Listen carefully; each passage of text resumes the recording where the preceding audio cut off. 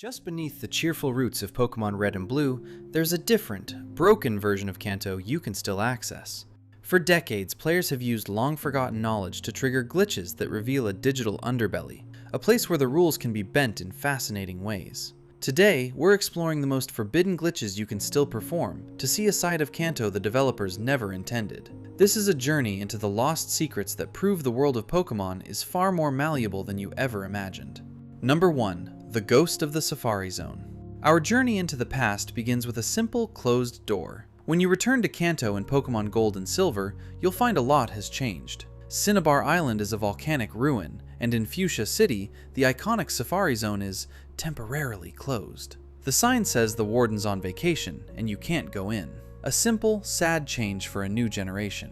But this is where you can still rewrite the story. What if you just refused to take no for an answer? Using cheat devices to walk through walls, to bypass that simple text box, you don't find a complete, functional Safari Zone waiting for you, you find nothing. The Safari Zone isn't just closed, it was never really there to begin with in Gold and Silver. To save space on the cartridge, the sprawling maps from the first games were never implemented. This isn't just a closed location, it's a phantom limb of the Kanto region that you can still visit. The gatehouse stands as a marker for a place that, in this generation, never existed. Players who force their way past the entrance find themselves in a glitched-out void, because the game has no map data to load. It's the first hint that the world of Kanto is a construct, and that you can still visit the ghosts of places left on the cutting room floor. The Safari Zone isn't on vacation, you can still visit its ghost. Number 2. The Cerulean Gym Anomaly.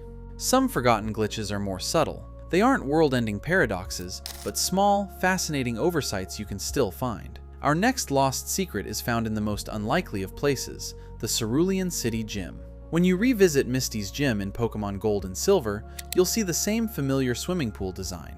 It's decorative, a set piece. You'd never think to do anything with it. But what if you did? What if you walked up to the edge of this indoor, chlorinated pool and cast a fishing line? It shouldn't work. The game's logic is supposed to prevent you from fishing indoors. It's a fundamental rule. Yet in Misty's gym, the rule breaks. You can still trigger this glitch today. Your rod will splash into the water and you'll get a bite. You can actually fish inside a building, pulling Magikarp and Krabby out of what should be nothing more than decoration. While this oversight was eventually fixed in Pokemon Crystal, its existence in Gold and Silver is a classic, strange bug. There's no lore for it. It serves no purpose. It's just an error in the code that allows the impossible to happen. It suggests the boundaries between inside and outside are not as solid as they appear. It's a small flaw, but it proves that if you know where to look, you can still find the places where the game's rules simply don't apply. Number 3. The Berserk Gene, a devil's bargain. This next piece of lost knowledge isn't a place, but an object you can still find. An item so risky it feels less like a game mechanic and more like a hidden secret. It's called the Berserk Gene. In Pokemon Gold and Silver, if you return to Cerulean Cave, the place where Mewtwo once stood, you'll find it collapsed and empty. But there's a secret hidden in the waters just outside that's still waiting to be found. Using the item finder, you can discover a hidden, one-time use item, the Berserk Gene. Its effect is a massive gamble. When a Pokemon holds it, its attack stat is sharply boosted by 2 stages, but this power comes with a price. The Pokemon is immediately inflicted with confusion. Now, this is the same standard confusion you've seen before, lasting a few turns before it wears off or you switch out. The item is thematically linked to Mewtwo, a Pokemon defined by uncontrollable rage. The developers even left it right on the doorstep of Mewtwo's former home, a lost piece of environmental storytelling. Holding the Berserk Gene is a true devil's bargain you can still make. You're handed a huge power boost, but you surrender control. Your Pokemon might unleash a devastating attack, or it might just hurt itself in confusion. It's an item that's so powerful it borders on being impractical, a perfect representation of raw, untamed strength without the mind to control it. It's a lingering echo of Mewtwo's rage that you can still pick up and inflict upon your own team. Number 4. The Original Sin, the Rhydon Default. When a video game breaks, when the code fails and the system doesn't know what to do, it has to display something. In the world of Pokemon Red and Blue, that void is sometimes filled by Rhydon. This isn't a single glitch, but a fundamental truth about how the game was built. Internally, every Pokemon is assigned an index number. You'd think Bulbasaur, the first Pokemon in the Pokédex, would be number 1. You'd be wrong.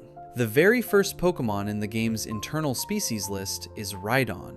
This simple fact has some profound consequences that still appear today. When the game has an error and tries to generate a Pokemon with an invalid ID number, its error handling can sometimes default to the very first entry on its internal list. It defaults to Rhydon. This phenomenon is sometimes called the Rhydon glitch. Triggering this and capturing certain glitch entities can cause them to suddenly transform, their scrambled data overwritten by the stats and moves of the drill Pokemon. In the broken code of Kanto, Rhydon is the original. It is the default form that reality can snap back to when it breaks. Encountering a mess of pixels only for it to resolve into a Rhydon is a fascinating look into the game's origins. It's a reminder that every creature you know and love is just an entry in a list, and when that list is corrupted, all things can revert back to the beginning. Back to number 1. Back to Rhydon. We've covered some pretty nostalgic glitches so far, and I have to ask, back when you first heard the playground rumors about Mew under the truck or summoning MissingNo, were you a believer, or did you think it was all just a myth? Comment below, what's the first Pokemon rumor or glitch you remember hearing about? I'll be pinning the most nostalgic story to the top of the comments. Number 5. The Phantom Islands, Naval Rock and Birth Island. What if I told you there are entire islands home to mythical Pokemon that have been lost to time but can still be reached? In the Generation 3 remakes, Fire Red and Leaf Green, the world of Kanto was expanded, but its biggest secrets were hidden outside the game itself. These are the Phantom Islands, Naval Rock and Birth Island. These locations aren't like other secret areas you can just stumble upon. They exist in the game's code, but are locked away, originally unreachable without a special event item. You needed a Mystic ticket or Aurora ticket, which were only distributed at real-world promotional events years ago. Without that digital key, these islands were effectively lost. They're invisible on the town map, and no amount of surfing will lead you to them. But for those who know how to trigger the event flags today, the world opens up. The Mystic ticket grants passage to Naval Rock, a mysterious island housing both Ho-Oh at its peak and Lugia in its depths.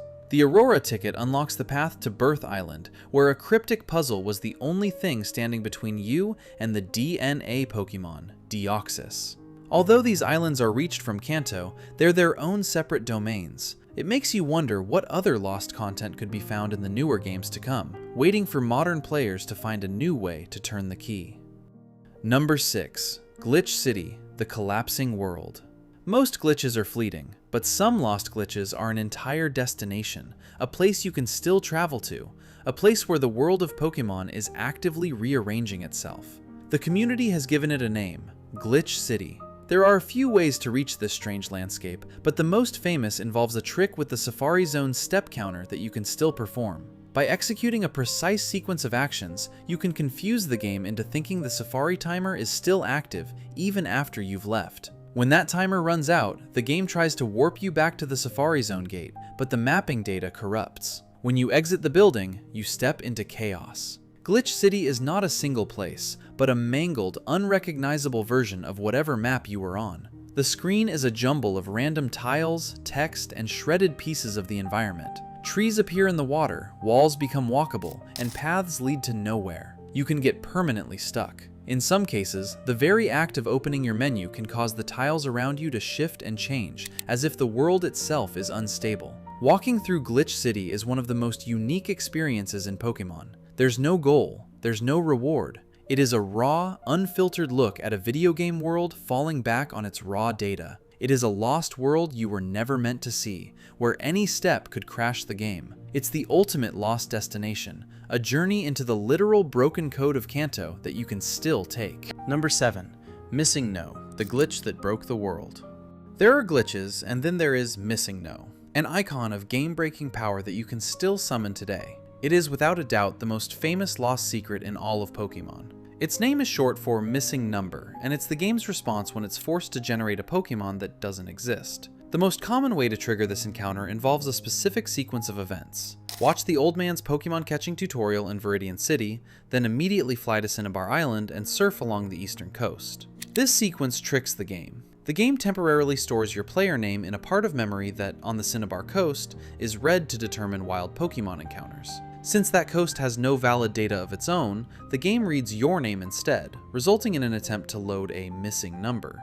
And then it appears. A now iconic, backward L-shaped pillar of scrambled pixels. Encountering MissingNo is like looking at the raw code of the game. Its very presence has a famous side effect, the item duplication glitch. Simply seeing MissingNo on screen increases the quantity of the 6th item in your bag by 128. This long-lost power let players generate infinite Master Balls and rare candies, shattering the game's difficulty. But this power came with rumors of a price. Nintendo even warned that encountering it could mess up your game. While not as dramatic as wiping your save, it could scramble your Hall of Fame data into a garbled mess. The famous L-shaped MissingNo is a bird/normal type, but the name is often used for a variety of glitch entities you can still find. MissingNo isn't a Pokemon. It is a flaw, an entity made of pure, jumbled data. It represents the ultimate lost knowledge, the secret to infinite Master Balls, or Slowpoke Tales, if you so desire.